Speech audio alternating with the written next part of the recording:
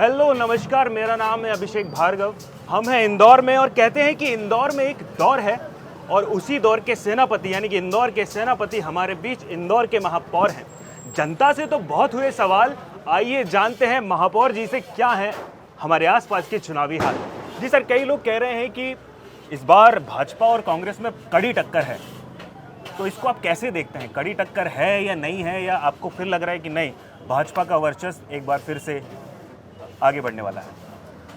मुझे लगता है कि इस चुनाव में भाजपा से तो कांग्रेस की कोई टक्कर नहीं है, लेकिन कांग्रेस में ही कमलनाथ जी की और दिग्विजय सिंह जी की आपस में बहुत टक्कर है कि कौन किसके कपड़े फाड़ने वाला है। तो जो अपनी पार्टी नहीं संभाल पा रहे हैं वो इस चुनाव में भाजपा से बहुत पीछे रह गए जी।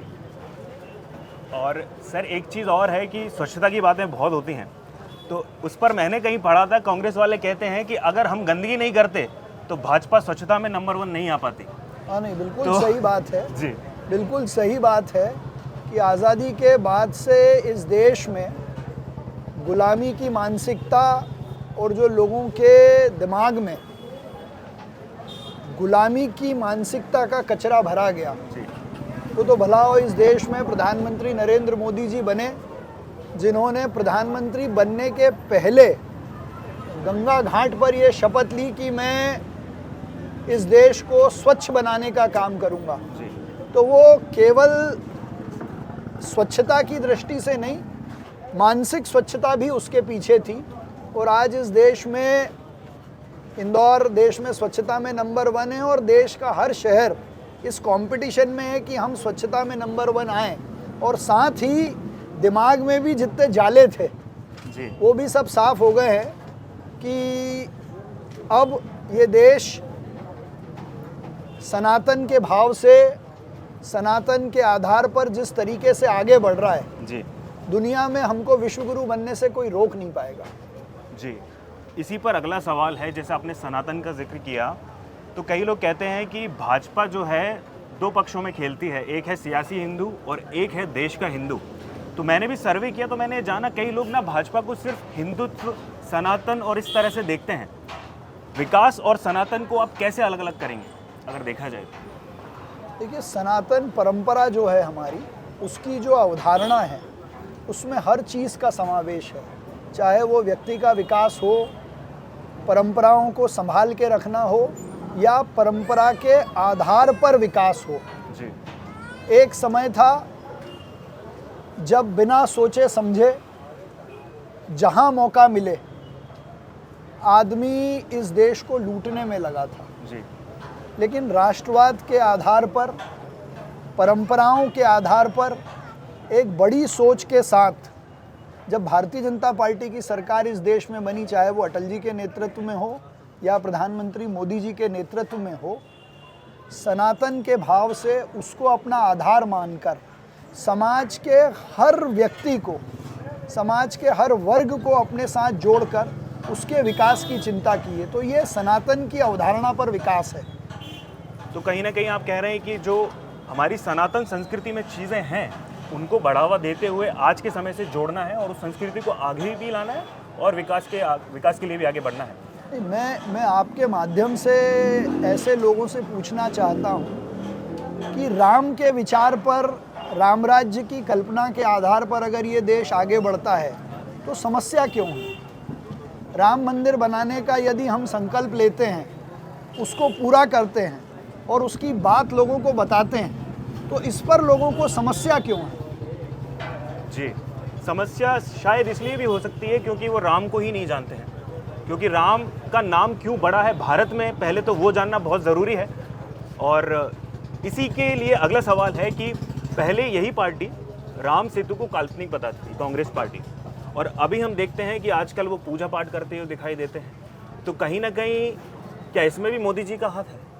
पहले तो वो कहते थे कि नहीं, राम सेतु भी काल्पनिक है, और ये भाजपा जो है राम का सहारा लेती है, उन्हें भी अब राम की शरण में आना पड़ा। इसको आप कैसे देखते हैं?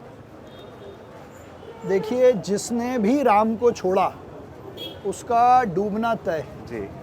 कांग्रेस इस देश में डूब रही है और उसका एकमात्र कारण ये है कि उन्होंने राम को छोड़ा। राम सेतु का केस सुप्रीम कोर्ट में चला, उन्होंने कहा राम सेतु नहीं है। भगवान राम के मंदिर बनाने का केस या भगवान राम का जन्म किस स्थान पर हुआ है, इसको तय करने का केस सुप्रीम कोर्ट में चला। तब कपिल सिब्बल जी ने सुप्रीम कोर्ट में हलफनामा पेश किया कि राम काल्पनिक है, राम का जन्म नहीं हुआ। तो इन्होंने राम का साथ छोड़ा, इसलिए भगवान राम ने इनको छोड़ दिया। सुप्रीम कोर्ट में भारतीय जनता पार्टी की नेतृत्व वाली सरकार, प्रधानमंत्री नरेंद्र मोदी के नेतृत्व वाली सरकार ने जब उस मुकदमे में पक्ष रखा, तो आर्कियोलॉजिकल सर्वे ऑफ इंडिया के रिपोर्ट्स के आधार पर बाबर के आने के पहले की रामायण में स्पष्ट शब्दों में ये वर्णन है कि सरयू से कितनी दूर पर भगवान राम का जन्म हुआ है। जी, बिल्कुल। और आश्चर्य इस बात पर है कि एग्जैक्ट उसी डिस्टेंस पर राम भगवान का जन्म हुआ जहां आज राम मंदिर बनाया जा रहा है। तो ये काल्पनिक कहने वाले लोग अब केवल वोट के लिए जनेऊ भी पहन रहे हैं जी, आरती भी कर रहे हैं जी, और भगवान को मनाने की कोशिश कर रहे हैं। जी, लेकिन मुझे इसमें भी पॉजिटिविटी दिखती है कि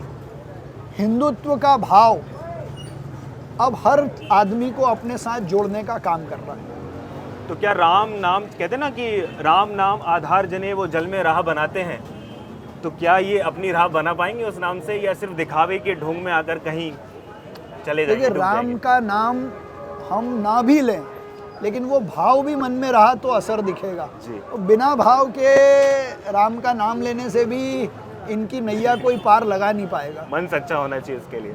चलिए, एक और चीज़ है कि एक दौर था सोशल मीडिया का जो आज भी है, और कहीं ना कहीं चुनाव जो है वो आजकल ज़मीनी हकीकत से परे सोशल मीडिया पर लड़े जा रहे हैं।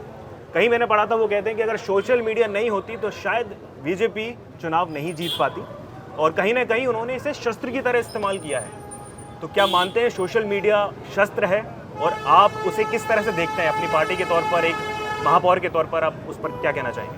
देखिए, सोशल मीडिया का अपना एक महत्व है, लेकिन मैं आज भी मानता हूं कि भारतीय जनता पार्टी की जितनी ताकत फेसबुक हो सकती है, उससे ज़्यादा उसकी ताकत इस बात में है कि हमारा फेस टू फेस लोगों से कनेक्शन है। दुनिया की सबसे बड़ी पार्टी है भारतीय जनता पार्टी, जिसके पास बूथ लेवल पर काम करने वाला कार्यकर्ता है, कैडर है, मन से काम करने वाले लोग हैं। भारतीय जनता पार्टी में जितना महत्व राष्ट्रीय इकाई का है, जिसके अध्यक्ष सम्माननीय जेपी नड्डा जी हैं, उतना ही नहीं, और मैं तो कहूँगा उससे ज़्यादा महत्व बूथ की जो हमारी इकाई है, बूथ का जो हमारा अध्यक्ष है, बूथ का जो महामंत्री है, उसका महत्व है। तो ये जो हमारी बूथ की ताकत है, मंडलों की ताकत है, और इस पर भाव से काम करने वाला, सेव परमल खाकर भी अपनी पार्टी के लिए प्रण प्राण से जुटने वाला जो कार्यकर्ता है, वो सबसे बड़ी ताकत है। उसके बाद चुनाव में काम करने के लिए हर हथियार का उपयोग आवश्यक है, उसमें सोशल मीडिया भी एक हथियार है। जी, तो ये मानते हैं आप कि इसको शस्त्र की तरह इस्तेमाल किया जा रहा है आज के दौर में? बिल्कुल जी। और सर, अभी जैसा कांग्रेस कहती है कि अगर वो सत्ता में आती है तो जातिगत आरक्षण प्रदान करेगी, कहीं ना कहीं देखा जाए तो आरक्षण प्रतिभा का हनन भी करता है। तो भाजपा पार्टी इसे कैसे देखती है? क्या आरक्षण के मुद्दे पर कांग्रेस जो बोल रही है उसको आगे बढ़ाना चाहिए, या आपके विचार उस पर अलग हैं? नहीं, देखिए, आरक्षण जितना संविधान में दिया गया है, जितना आवश्यक है, वो हर व्यक्ति को मिले। समाज का वो वर्ग जिसको मुख्य धारा से जोड़ने की आवश्यकता है, जिसका प्रावधान संविधान में किया गया है। लेकिन कांग्रेस आज जिस जातिगत आधार पर जनगणना की बात कर रही है, वो इस देश में नए विभेद को जन्म देगी, नए झगड़े को जन्म देगी। जात के आधार पर लोगों को बांटने का ये काम केवल वोट का एजेंडा है। देखिए, भारतीय संविधान के अनुरूप देश में सरकार चलाने का 3 टियर सिस्टम है। एक लोकल सेल्फ गवर्नमेंट, एक स्टेट गवर्नमेंट और एक सेंट्रल गवर्नमेंट। अब ये तीनों ही सरकारें ऐसी हैं जो सीधे जनता से जुड़कर जनता के लिए काम करती है। जी लेकिन इसमें समझने की बात यह है कि तीनों का अपना अलग महत्व है, तीनों का अपना अलग काम है और तीनों की अपनी अलग भूमिका है। देश के प्रधानमंत्री और उनकी कैबिनेट अंतर्राष्ट्रीय मुद्दों पर देश की नीति क्या हो, देश की अर्थनीति क्या हो, देश की विकास की दिशा क्या हो, इसको तय करने वाली होती है। फेडरल स्ट्रक्चर में कई सारे ऐसे विषय होते हैं जिस पर निर्णय लेने का अधिकार राज्य सरकारों को होता है, चाहे वो शिक्षा नीति का विषय हो, प्रदेश की अपनी कानून व्यवस्था का हो या लोकल लॉज बनाने का हो। वैसे ही जो लोकल सेल्फ गवर्नमेंट है उसमें वहाँ के नगरपालिका के अध्यक्ष, मेयर मूलभूत सुविधाएं लोगों तक पहुँचे, इसकी जिम्मेदारी लेते हैं। इन तीनों को चार्ज करने का काम करते हैं मतदाता। और आज देश का मतदाता इतना जागरूक है कि वो ये जानता है कि मैं कब किसके लिए वोट करने वाला हूँ। तो जब मध्य प्रदेश में विधानसभा चुनाव की बात है तो मध्य प्रदेश का मतदाता इतना जागृत है कि वो ये जानता है कि ये चुनाव भारतीय जनता पार्टी को जिताना इसलिए भी आवश्यक है कि केंद्र में भाजपा की सरकार है। इंदौर का उदाहरण ले तो यहाँ नगरपालिका भारतीय जनता पार्टी की है। मध्य प्रदेश को पिछले 18 सालों से भारतीय जनता पार्टी ने जिस मन से आगे बढ़ाने का काम किया है, बीमारू राज्य से निकालकर इसको विकसित और अब स्वर्णिम मध्य प्रदेश की कल्पना के साथ हम आगे बढ़ रहे हैं। यहाँ जितने नौजवान खड़े हैं इन्होंने 2003 के पहले का दौर देखा होगा। मेरे जैसे स्टूडेंट ने चिमनी और मोमबत्ती में अपनी 12वीं की परीक्षा दी थी। इंदौर से किसी भी दिशा में अगर हमको जाना हो तो हम जाने के पहले सोचते थे कि ये गड्ढों वाली सड़कों में कैसे जाएंगे। जी। आज पूरा मध्य प्रदेश, चाहे हाईवे का कनेक्शन हो, स्टेट की रोड्स का कनेक्शन हो, पूरे देश से इसको जोड़ने का काम किया है। तो ये ट्रिपल इंजन की जो सरकार है या डबल इंजन की सरकार है, केंद्र में, प्रदेश में और इंदौर में, ये तीनों मिलकर इस मध्य प्रदेश को नई दिशा देने की काम करेंगे। चलिए यहीं से शुरू करते हैं अगला सवाल। शून्य से शिखर पर जाने में बहुत मेहनत लगती है, लेकिन उस शिखर पर बने रहने में बहुत तपस्या की ज़रूरत है। अभी ये डेवलपमेंट हो गया, विकास हो गया, इस पर आप बने रहें और आगे ये विकास किस तरह से बढ़ने वाला है, आप कैसे देखते हैं? कि अगर मैं कहूँ कि स्वर्णिम भारत, आप आज से 10 साल बाद क्या देखते हैं, भारत कैसा होगा? अगर हम रहते हैं सरकार में तो भारत ऐसा होना चाहिए हमारी दृष्टि से। पिछले 9 सालों में 2014 से लेकर 2023 में भारत दुनिया की आज 5वीं सबसे बड़ी ताकत है। जी। और इंग्लैंड जिसने हमको 200 साल गुलाम बना के रखा, जी। हमने उसको पीछे छोड़ दिया। बिल्कुल। 5 ट्रिलियन इकोनॉमी का जो हमारा संकल्प है उस तरफ भारत बहुत तेज़ी से बढ़ रहा है।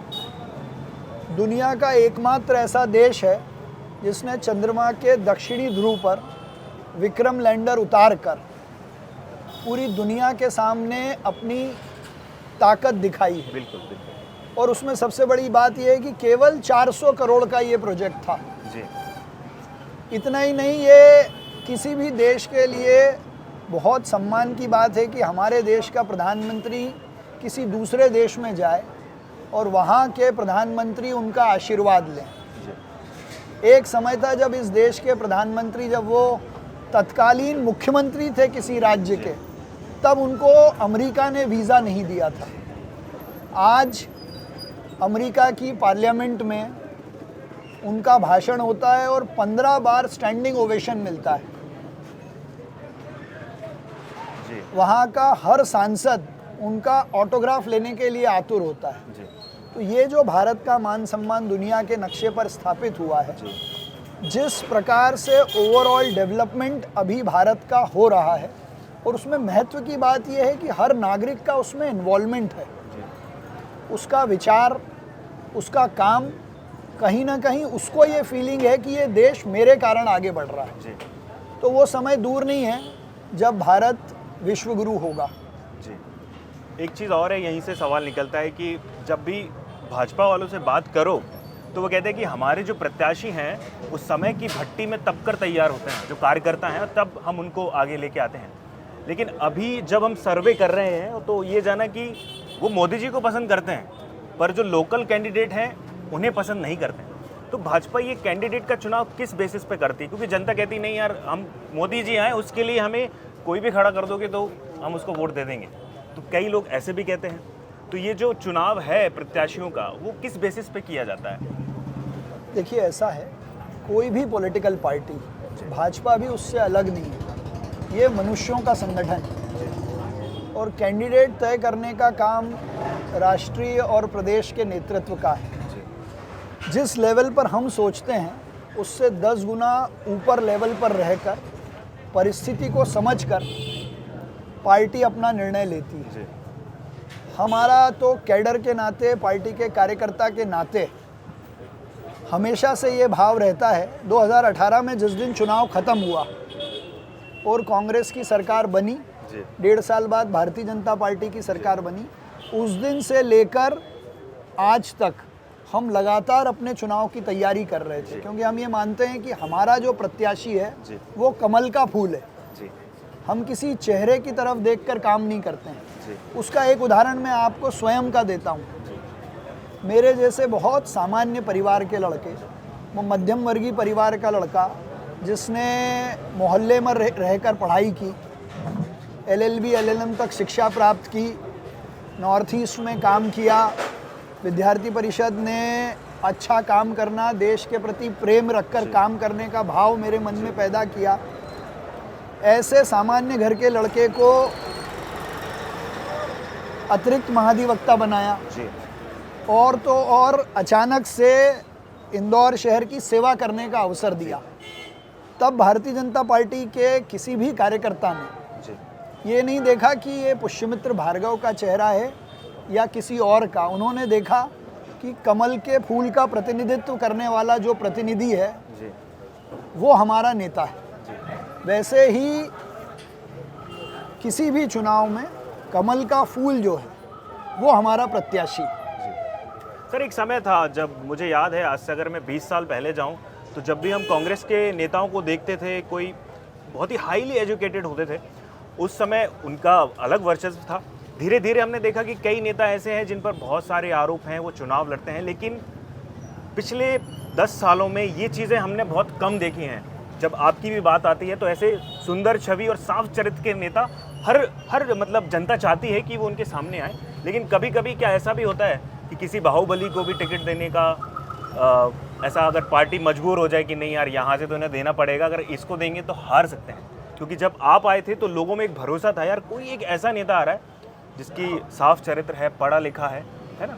तो वो इस चीज़ में थोड़ा सा अभी भी डाउट लगता है मुझे। कई जगह जाते हैं कि नहीं यार, यहाँ पे जो है बाहुबली हैं इसलिए इनको टिकट दिया जा रहा है। आप इसको कैसे देखते हैं? अगर आप भारतीय राजनीति को आगे बढ़ाते हैं तो आप इसमें क्या बदलाव करना चाहेंगे आगे?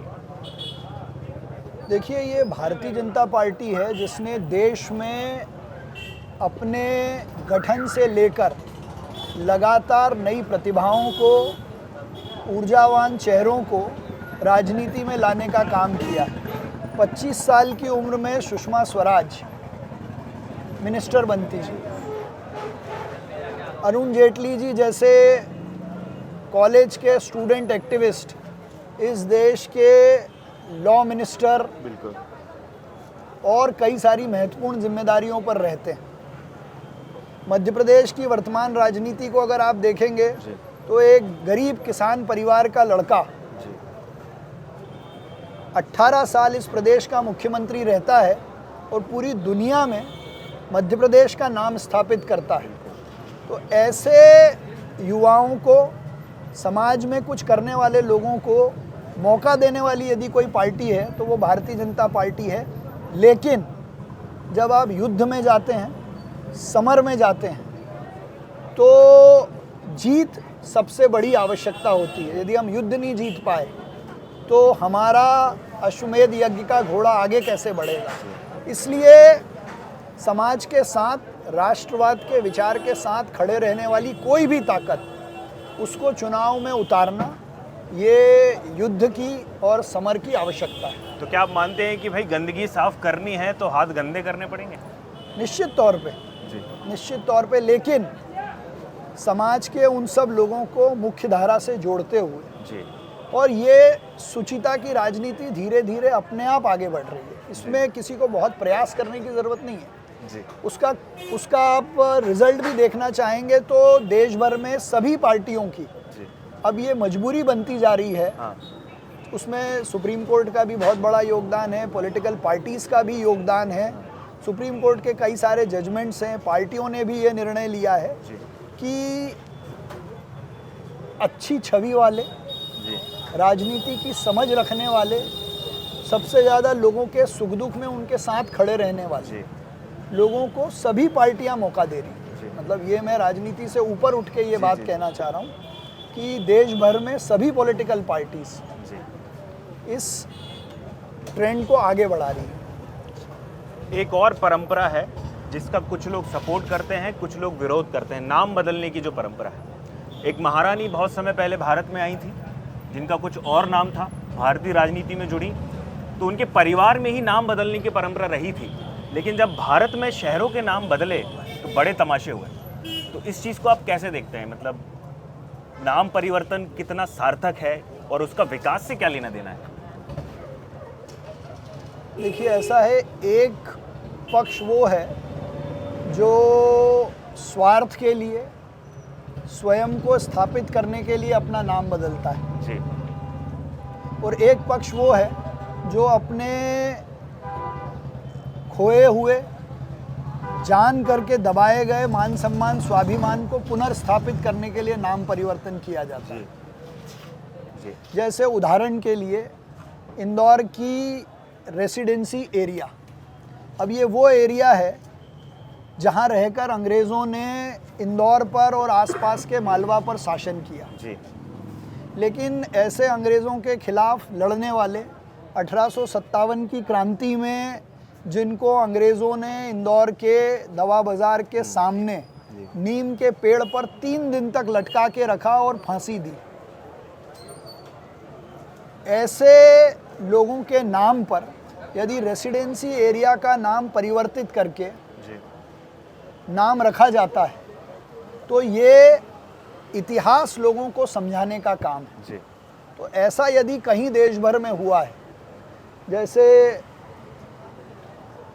देश भर में कई सारे नामों को परिवर्तित किया गया है, तो भारत के स्वाभिमान को, भारत के इतिहास को यदि कोई हमसे परिचित करा रहा है नाम जी, बदल कर, जी तो वो 100% सही है।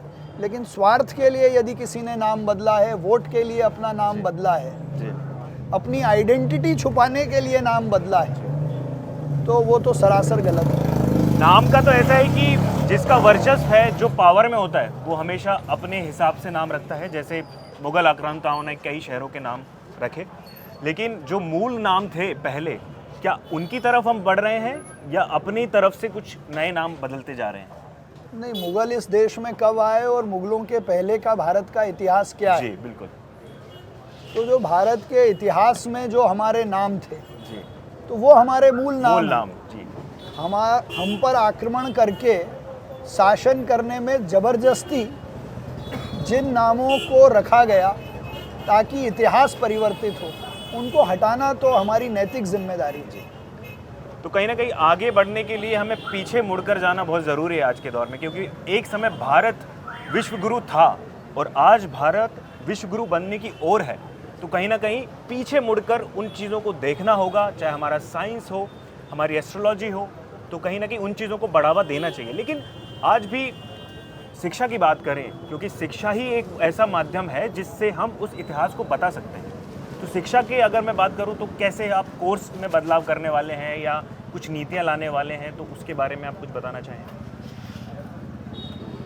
शिक्षा से कैसे हम क्रांति लेके आएंगे? देखिए, 1835 में लॉर्ड मैकॉले ने हाउस ऑफ कॉमन्स में भाषण दिया था।